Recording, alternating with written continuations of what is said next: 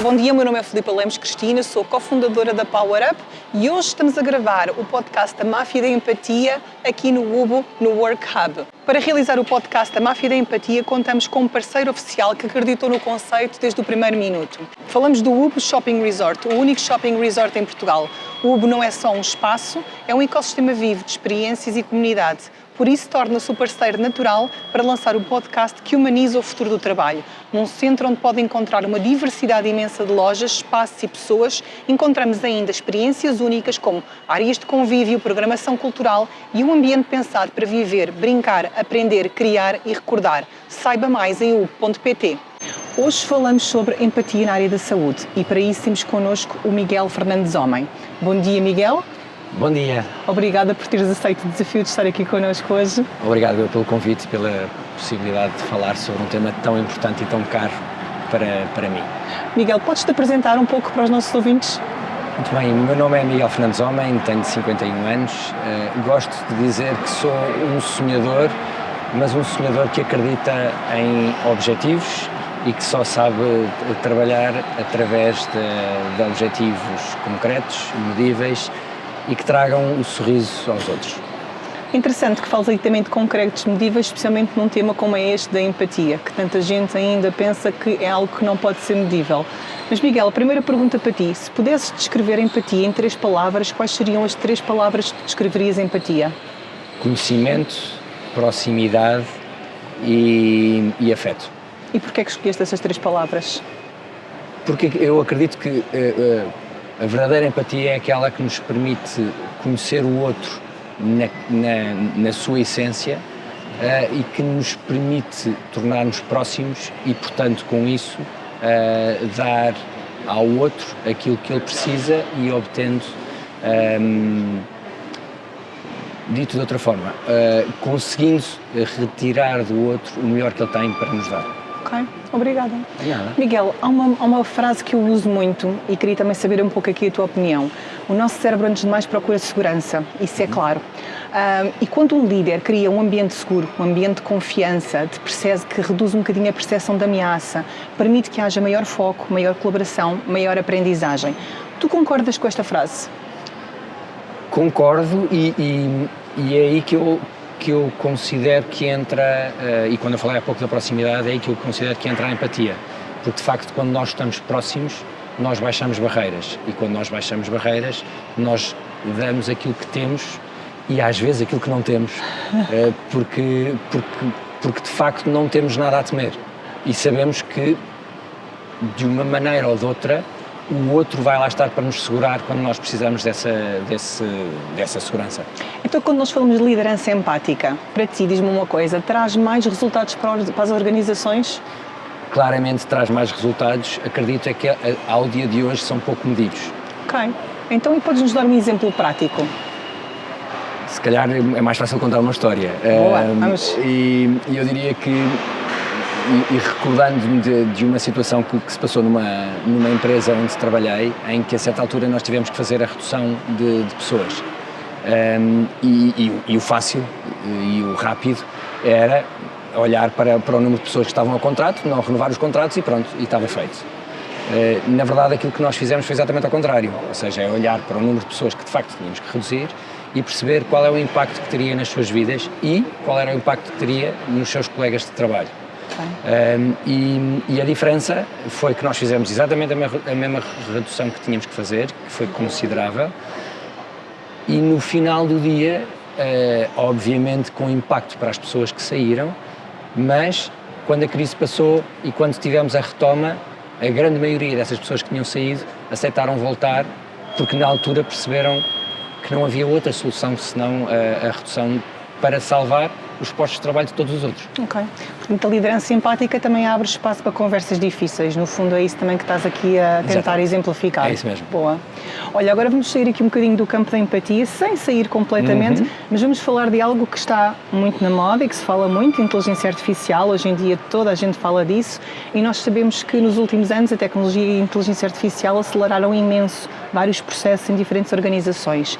E, por exemplo, na área da saúde, aquilo que eu tenho ouvido dizer é que nós nós vemos também algum tipo de desenvolvimento da IA na parte do desenvolvimento de novos fármacos, que são processos que demoram tantos anos, não é? Quando temos uma nova molécula para querer desenvolver, e aqui a inteligência artificial está a ajudar um pouquinho.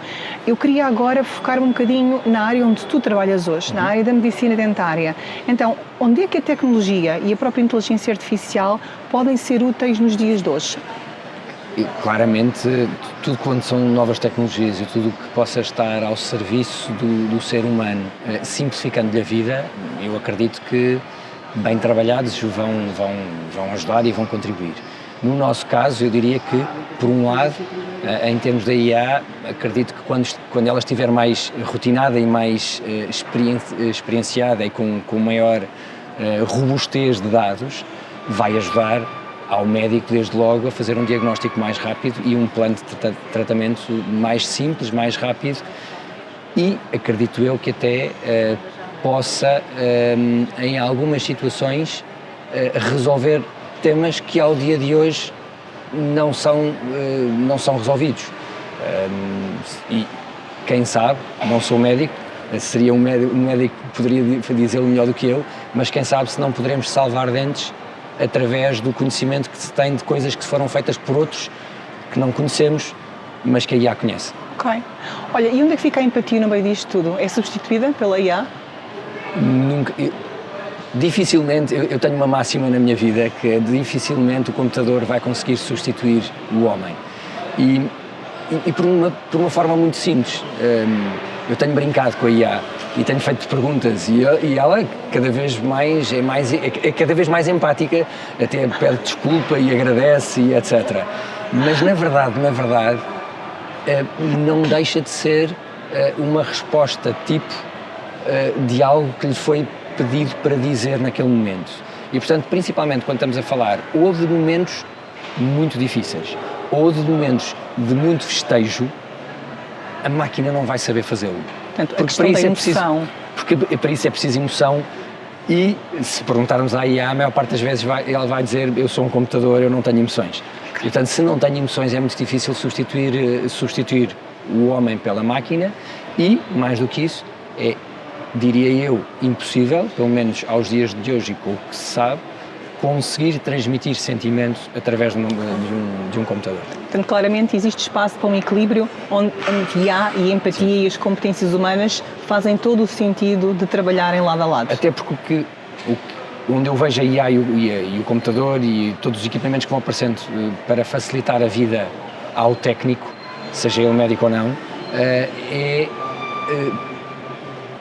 poupar-lhe tempo para aquilo que não precisa de relação. Sim. Claramente. E portanto, se ele me poupar esse tempo, eu vou ter mais tempo para estar. A consulta vai continuar a ter a mesma duração, mas se calhar eu tenho mais tempo para explicar tranquilamente ao paciente o que vai acontecer, o que é que vai fazer, quais são os riscos, como é que pode fazer, como é que se sente e quantas vezes a diferença entre uma adesão a um plano de tratamento ou não é a pergunta como se sente. Para preparar um pouco também aqui a nossa conversa hoje, eu tive a oportunidade de ler alguns relatórios nacionais e internacionais sobre a área onde tu trabalhas hoje. Penso que me faz um bocadinho de sentido também de conhecer um pouco mais. E reparei que a procura de serviços de medicina dentária tem aumentado nos últimos anos, até bastante, com algum crescimento. No entanto, nós também sabemos que existem muitas soluções. Existem grupos nacionais, grupos ibéricos, grupos globais, com presença em Portugal. E a minha pergunta para ti é, como é que os nossos grupos podem ser, então, ter fatores diferenciadores e em que funções é que tu achas que isso pode acontecer? Eu sou muito suspeito, porque eu acredito muito, eu sou daqueles que acreditam que o que é nosso é bom.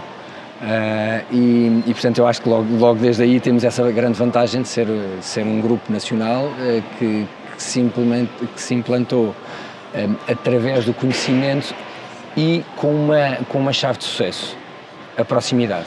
Sim. E essa foi, apesar de termos clínicas com muitos gabinetes, a nossa maior preocupação foi nós temos que estar próximos dos nossos pacientes.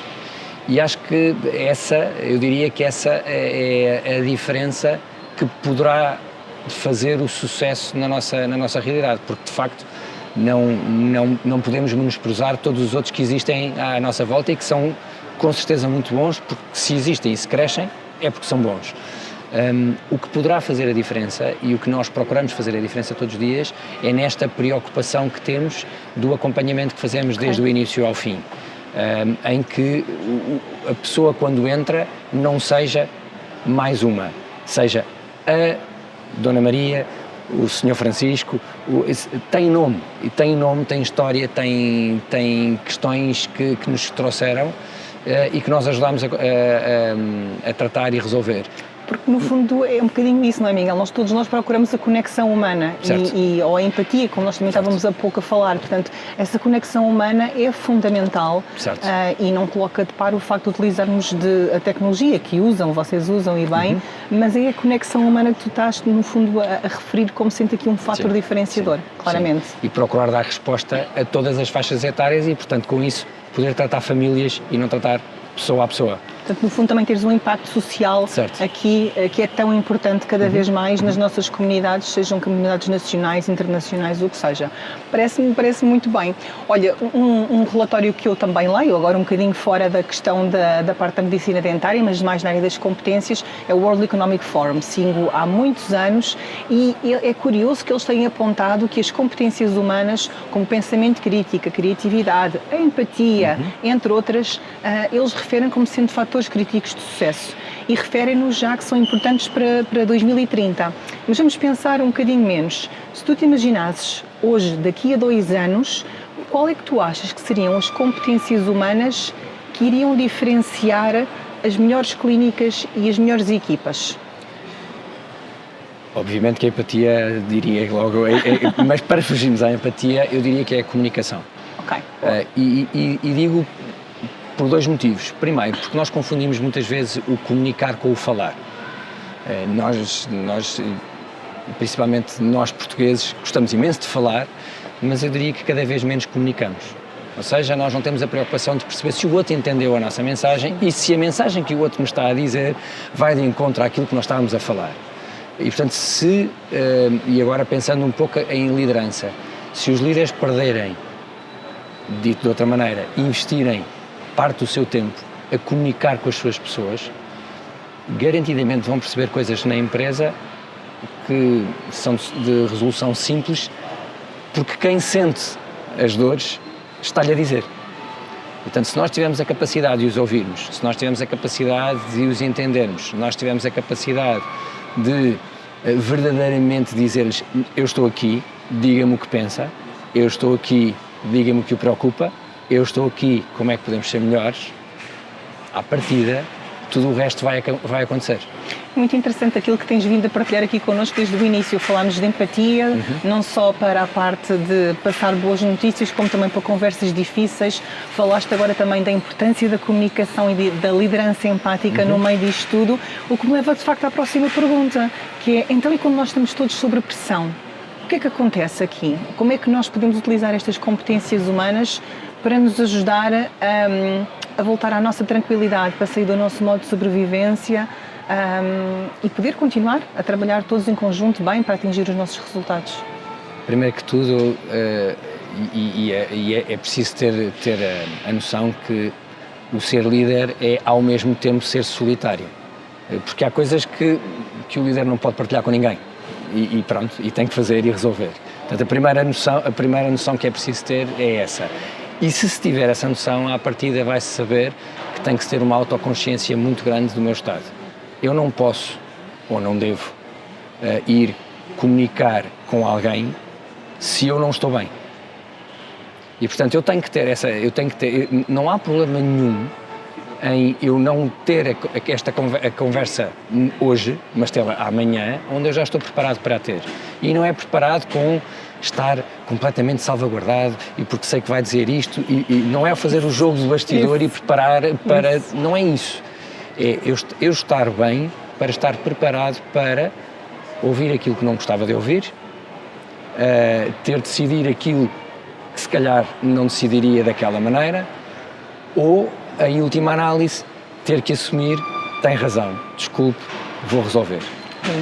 E isto, para mim, é o que está a faltar a este mundo. É a capacidade de perceber onde estou, para onde quero ir, ter a noção que, apesar de ser, como disse há pouco, de ser uma função solitária, ela é solitária, mas só se faz com os outros. Sim. Eu não conheço nenhum, falando agora de questões mais, infelizmente, muito na moda, bélicas, eu não conheço nenhum general sem exército. Verdade. E, portanto, o general, para entender o exército e para conseguir levar a que o exército vá para onde ele quer, tem que ter a capacidade de lhes falar, tem que ter a capacidade de os entender. E se eu for o general que estou lá sentado no gabinete e carrego num botão, provavelmente a coisa não vai correr bem. Portanto, temos de ter uma autoconsciência grande, ou pelo menos começar a desenvolver essa autoconsciência, conhecer-nos, para nós também podermos então liderar melhor as pessoas, autoliderarmos a nós e liderarmos melhor claramente as pessoas. Parece muito bem, estou a gostar muito da nossa conversa, Miguel. Olha, aqui há umas semanas, ou talvez há um pouco mais, escrevi um tema sobre os mitos da empatia, e esta é uma secção sobre os mitos da empatia que vou passar aqui também a colocar no podcast algumas perguntas para cada um dos nossos convidados. Para ti, Miguel, escolhi 2 perguntas. Ok. A primeira pergunta era, diz-me uma coisa, a empatia é só para mulheres? A empatia é universal, e sendo ela universal não tem género, não tem forma, ele tem forma de estar. É verdade que tem sido associada muito às mulheres, porque também é verdade que durante muito tempo nós associamos, isto agora é uma interpretação minha, nós associamos a empatia ao cuidado maternal. E, portanto, o cuidado maternal, de facto, como o próprio nome indica, é das mães, e, portanto, as mães são mulheres, e por isso, a partir daí, está associado. Agora, se nós olharmos para a empatia naquilo que ela verdadeiramente é, como falámos há pouco, comunicação, compreensão e sentimento, é algo que é universal. É algo que é universal e que faz sentido ser trabalhado. Ok, ainda bem que foste tu um homem a responder esta pergunta. Olha, e eu penso que a empatia também ao longo dos anos tem sido um bocadinho mal interpretada noutros temas, e este é outro dos temas, mas gostava de ouvir a tua opinião. A empatia é apenas simpatia? A empatia não é simpatia. A empatia é objetivo, foco e tem que ter necessariamente medição daquilo que aconteceu. E como com aquele exemplo que dei há pouco, eu fui empático, simpático não fui. Eu chegar a mais de uma dezena de pessoas e dizer-lhe, olha, amanhã não tens emprego, é tudo menos simpático. Mas tenho a consciência que no momento em que foi feito, foi da melhor forma possível e com o respeito e o sentimento necessário para aquele momento. Sim. Ok, obrigada. Olha, agora vamos para a nossa última secção aqui do podcast, que agora vão ser aqui umas perguntas rápidas e queremos aqui ter umas respostas mais diretas da tua parte, quase como se fosse aqui um flash, um flash interview neste momento. Então, se tu tivesses que aconselhar um líder neste momento, numa competência humana, qual seria aquela competência humana que tu irias aconselhar que essa pessoa tem que desenvolver? Comunicação. Boa. E qual é o momento da tua carreira em que tu tiveste o teu ahá e pensaste assim, ok, sem pessoas não há resultados? Quando a certa altura me deram um desafio que parecia impossível e que a minha equipa disse, se você acreditar nós vamos. Ok, boa. E uma vulnerabilidade tua hoje que tu tenhas identificado, mas que hoje olhes para ela e digas, não, isto é uma força, para além de uma vulnerabilidade, isto é claramente uma força, que ajuda a trazer resultados a qualquer que seja a organização onde eu trabalho? Durante muito tempo assumida como vulnerabilidade, e ainda hoje se fala um pouco, que é o falar de casos práticos da minha vida, incluindo coisas que são pessoais, mas que hoje em dia, avaliando, se eu consegui ter as pessoas comigo, é porque lhes disse, aquilo que vocês passaram eu também passei. Okay. Podem ser histórias diferentes, mas são sentimentos, são situações às vezes traumáticas, mas que eu sou um ser humano com 2 braços, 2 pernas, um coração, uns pulmões como vocês e, portanto, sim, acontecem estas coisas. Claramente. Olha, e um post-it, deixa-nos aqui um post-it, uma coisa simples que um líder pode e deve fazer hoje e amanhã em 5 minutos para aumentar a sua empatia e com isso os seus resultados. Olhe para a sua agenda e reserve um tempo para falar com os seus. Ok, parece-me bem. Muito obrigada, Miguel. Acho que terminamos aqui. Queres-nos dizer mais alguma coisa ou as pessoas que estão aqui a assistir ao podcast? que olhem para este tema não como uma moda, mas como algo que até se pode estranhar no início, mas que se entranhe de tal forma que o mundo possa ser transformado. Ok. Muito obrigada pelo teu tempo, Miguel. Obrigado. Foi um prazer ter-te aqui neste primeiro episódio para estrear a Máfia da Empatia. E para fechar este episódio não posso deixar de agradecer ao UB Shopping Resort por acreditar nesta missão desde o primeiro minuto, onde então também teve palco esta conversa e muitas outras seguirão. E obrigada a todos vocês que nos ouvem e que fazem parte desta Máfia da Empatia, a tribo que acredita que as competências humanas também dão resultados. Obrigada a todos e até breve.